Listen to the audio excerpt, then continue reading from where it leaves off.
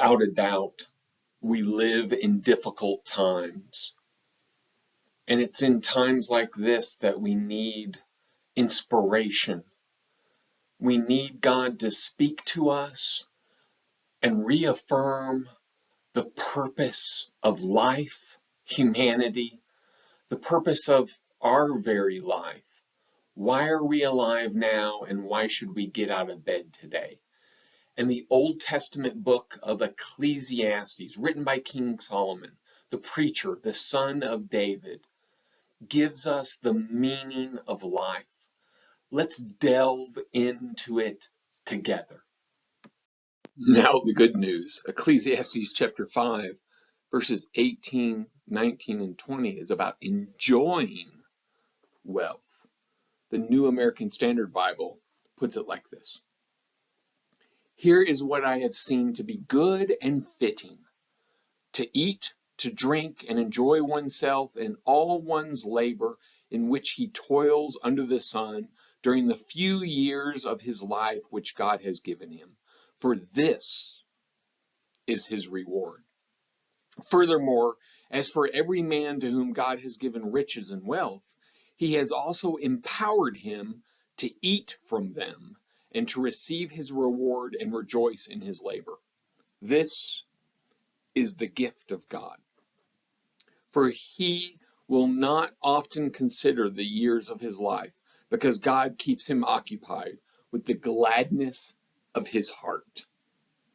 Ecclesiastes chapter 5, 18 through 20, enjoying wealth.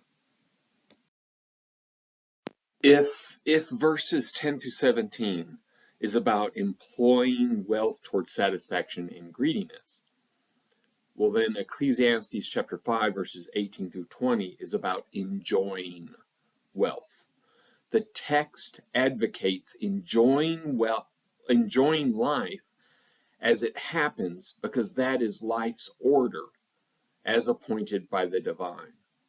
This paragraph, it highlights attitude and the application of attitude toward loving life and its fruits. It's about enjoying the present goodness in contrast to the greedy hoarding. Enjoying the present goodness rather than the greedy hoarding. The passage teaches us to enjoy today's goodness, today's beauty, today's provision. In verse 18, the good and beautiful manner of living involves eating, drinking, and enjoying work as a reward.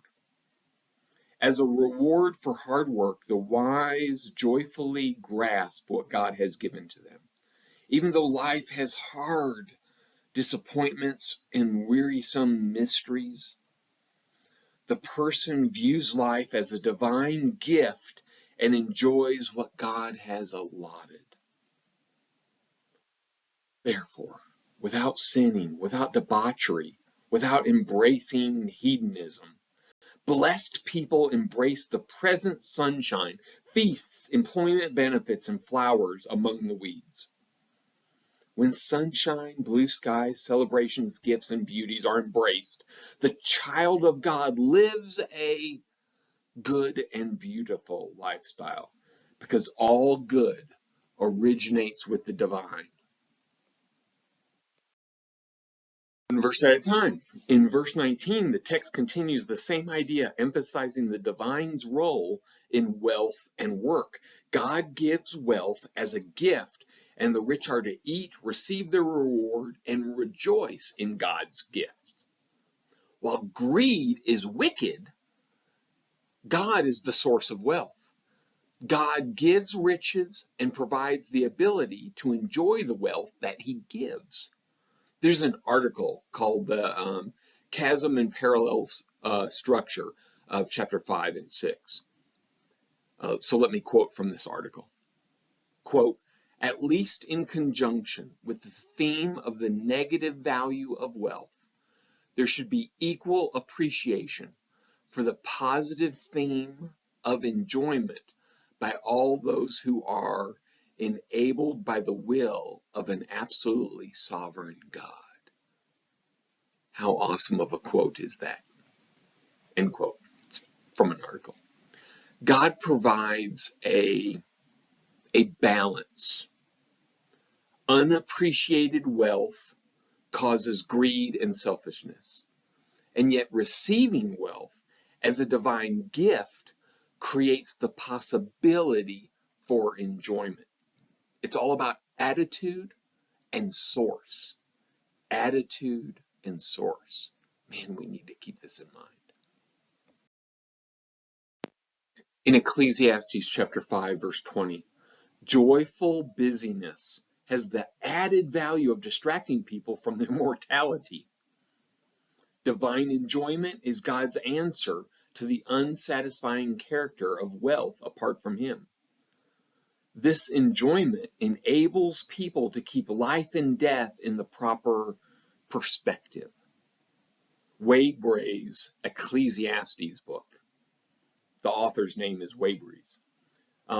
His Ecclesiastes book says this, quote, "This concluding verse picks up and draws together the main thoughts of the whole section.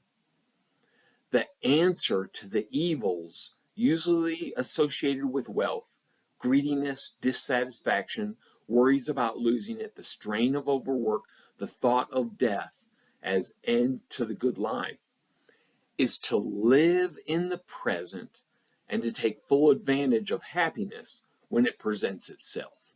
End quote. From a book titled Ecclesiastes. Joy sidetracks the introspective from life's brevity.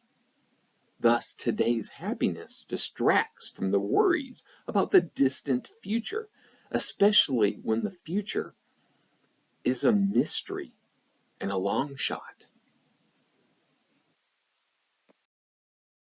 This topic is incredibly important, and we need time to think about the purpose of our individual lives. Why do I exist? And how can I make the most of the time that God has given me? If you're interested in delving into Ecclesiastes deeper, then I wrote a book in 2018. It's 50 pages. It's $1.98 on Amazon. It's for a Kindle, an e-reader, and it's called Search for Significance, an examination of Ecclesiastes. And I will put the link to this book on Amazon in the description below as an additional resource for you if you wish.